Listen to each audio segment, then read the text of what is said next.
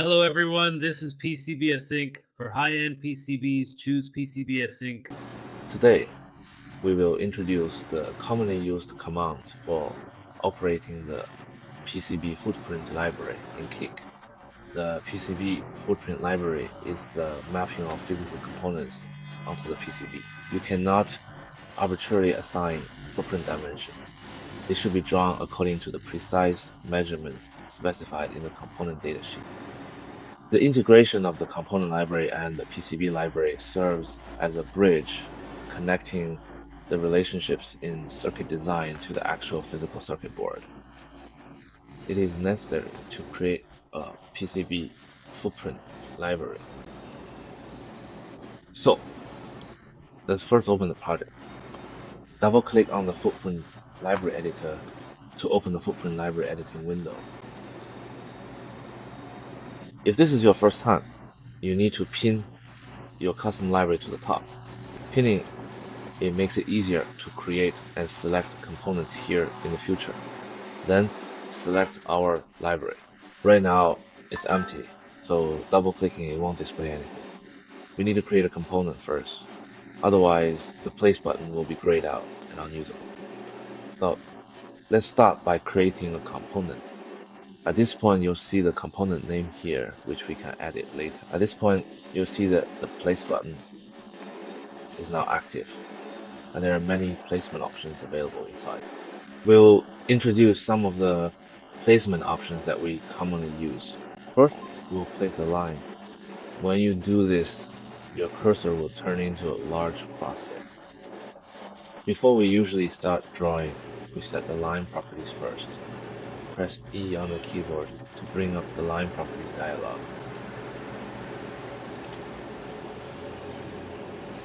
The main thing is to select the layer. Usually, when we draw lines, it's mostly to outline the package in the library, so by default, we select the top silkscreen layer. As for the width and height, we generally don't pay much attention to them since they'll adjust automatically as we draw.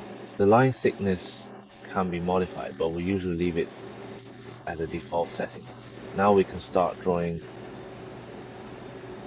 Click the mouse once to drag the line, and when you reach your destination, click again to continue drawing. Here we'll simply draw a rectangular frame. When the lines are closed, it will automatically finish. Right click to exit drawing mode, and now you can see that the line has been drawn. If we double click, we can still see the property box for the starting point. If you need to fine tune the starting point, you can adjust its value here after drawing. Generally, there's no need to change the line width.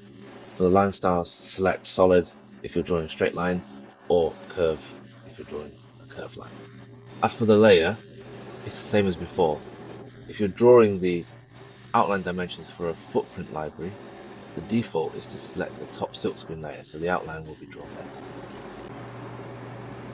After drawing the outline, let's take a look at how to place pads. After selecting and choosing to place a pad, press E to bring up the pad editing window. By default, the first option is the pad type, which is set to SMT shape. You can also see options like through-hole, four-edge connector, non-plated, and various other types. Choose the pad type according to your specific components.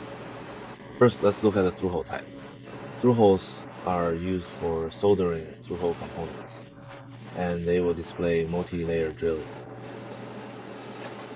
Next is the pad number, which, just like in the schematic, needs to correspond to the pad's number. Then comes the pad shape. Here you have options like round, square, oval, and various other shapes. The choice should be made based on your actual requirements. If you choose a round shape, you can select the pad size, which determines the overall size of the pad. Since this is a through-hole pad, it also involves the size and shape of the hole. Here, the default hole diameter is 0. If we set it to 1 millimeter, you can see that there will be different styles of holes. If it's a slotted hole, you need to set 2 parameters. If it's a round hole, you only need to set 1 parameter. These are some of the common types of pads we encounter. If it's an SMT pad, there aren't so many options, just the shape and size. If it's square, you set the length and the width. If it's round, you only set the diameter. So let's say we place a round pad. Just click like this, and it will automatically increment the pad number. So you can place multiple pads as 1, 2, 3, and so on. After placing them, you can adjust their positions as needed. Once you're done placing, press ESC to exit the pad placement tool. Next, let's take a look at the placement rule area. After you select any area, the properties window will pop up automatically. You don't need to press E. First, this area needs a name, so we give it one, and here you select which layers this area will apply to. Choose according to our components, because some components may have special requirements. For example, you might not be allowed to route traces under certain components, or you can't place pads or mounting holes underneath them, and so on. That's why this need arises. If there are no such requirements for the component, you don't need to draw this area. But if there are, then you must define it. Then we can see that its basic rules are to prohibit routing, prohibit mounting holes, prohibit placing pads, prohibit fills, and prohibit placing packages, and so on. This is also determined by the component's datasheet whether and how to define such an area. Then you select a closed region, and within this region, the rules will take effect.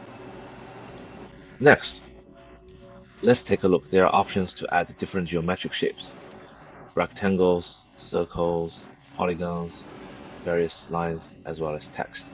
These are generally similar to what we saw in the schematic diagram, so we won't go through each one in detail here. We'll just briefly introduce the circle as an example. Generally, when we draw a footprint, we will add a circle or a dot at pin 1, so that when we solder the component later, it's easy to identify which corner is pin 1 and avoid soldering the component in the wrong orientation. Next, let's take a look at another key feature: measurements. Since the footprint library requires precise dimensions, we usually measure it after drawing to ensure accuracy. Select Place Measurement. The mouse cursor will then change to the shape of a ruler. What do we usually measure? We check whether the width of the drawn footprint matches the specification. We measure whether the pitch between each pin is correct, and whether the dimensions of the pins on both sides are appropriate, to ensure that the footprint matches the dimensions in the datasheet exactly. If the measured dimensions are inconsistent, they must be corrected. Otherwise, it may not be possible to solder the component accurately onto the PCB in the future. Finally, we also need to configure the properties of the entire component. Click here to bring up the component properties window.